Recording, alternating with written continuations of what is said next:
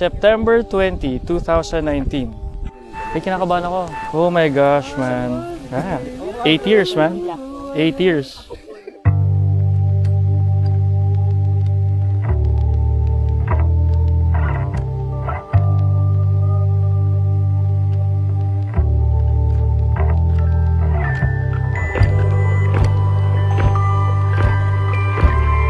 I'd like to just take a minute and just look each and every one of you.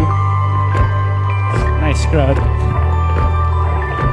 Nice crowd, my friends.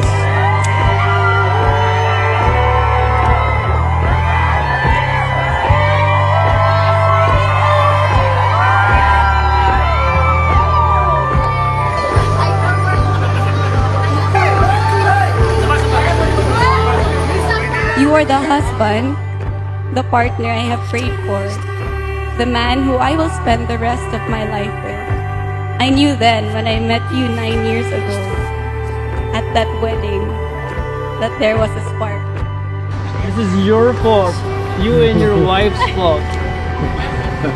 I met Angela at their wedding. The moment I saw you, I knew I love you. For some strange reason, when you walked out of that makeup room, it was my sister's wedding, and it was like getting shot.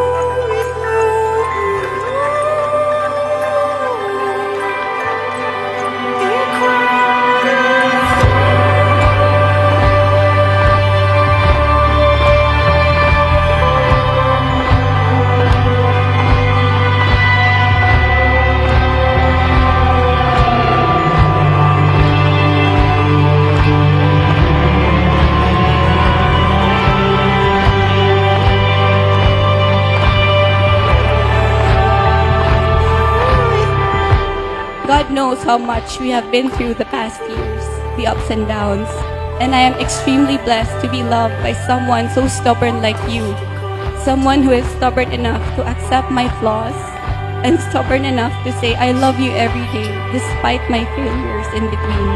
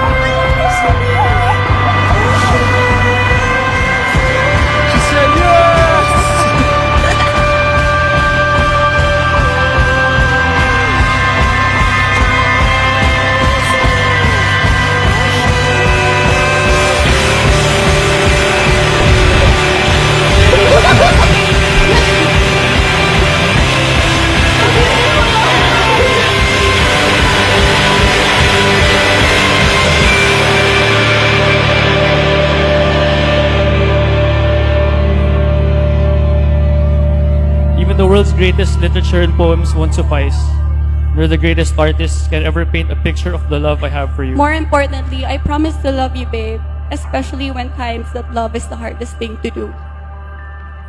I may not always be my best, but with you, I know I am at my best. I love you. I love you.